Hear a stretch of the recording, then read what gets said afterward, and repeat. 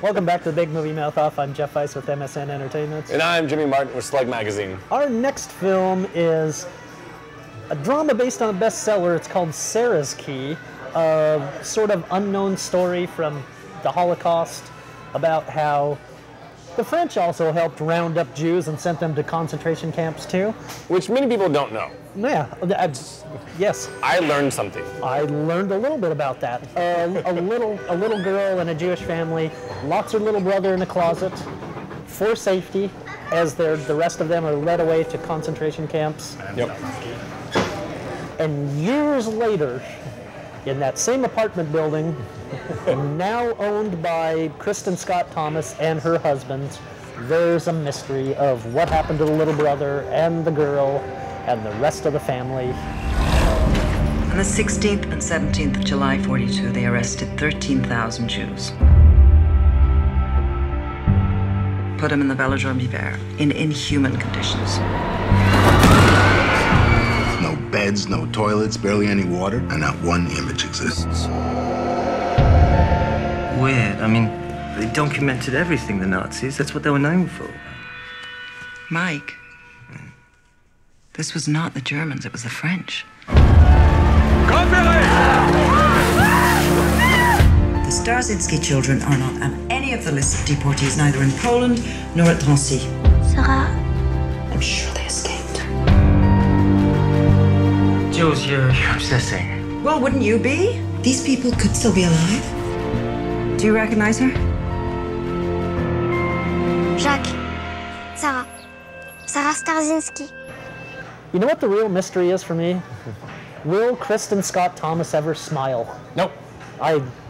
She can speak French, I will say that. She smile in this movie, but she doesn't smile. No, she never smiles. She's very dour. Well, you know, for this kind of film, I mean, I thought the period piece element of this film was fantastic. I think the horrors witnessed in this film that happened to the Jewish community of France blew my mind, and they capture just everything that was going on. They basically are kept in this stadium under the worst conditions you could ever imagine. Mm-hmm. And I think they even described it as, you know, think of like the Dome in New Orleans during Hurricane Katrina, the Superdome. On a larger scale. And like 1,000 times worse. And they capture this so, I want to say, I mean, vividly, but just, it blows your mind about what happened back then. Absolutely. Now you bring that up, and then there are more present-day updates with Kristen Scott Thomas and a later storyline involving Aidan Quinn,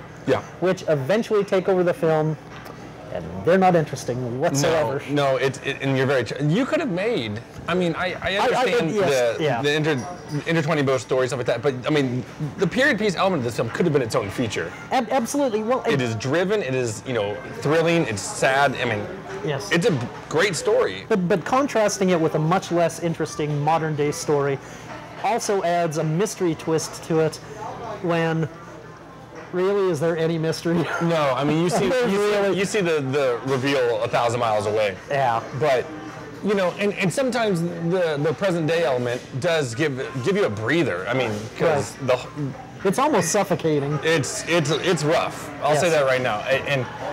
But, you know, it's life. I mean, and I'm sitting there going like, my God, I can't, you know, it was like a history lesson for me, and that element was fantastic. And you bring up the present day element, you know, and I don't think it bothered me maybe as much as you, right?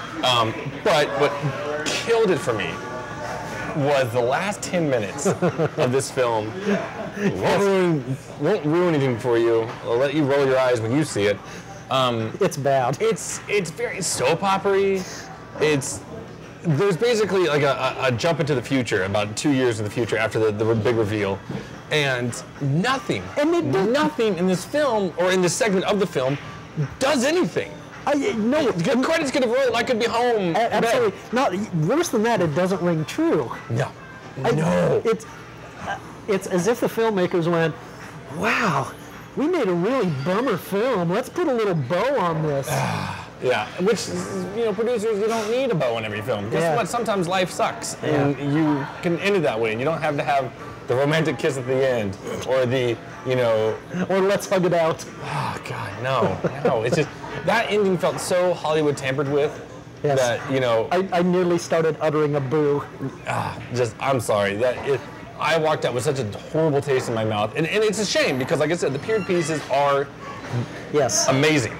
But most of the present day is not as engaging, and that last 5 minutes makes me want to have never watched the film because it soils everything you just saw. So, for me, 2 stars. It's all you're getting. And it's mainly for the period piece. Because that present day segment did not do anything for me. No. Again, you could separate the Holocaust segments and make a full feature out of it that would be really, really watchable. It'd be powerful for sure. And horrific. You could not make 30 minutes out of that present day story because it's a snore. 2 stars. Coming up after our break, we're going to check out the Devil's Double. God, it's a tongue twister for sure. Sundance movie. It's about the Gulf War back in the 90s. Some crazy stuff happens. We'll talk about it when we get back.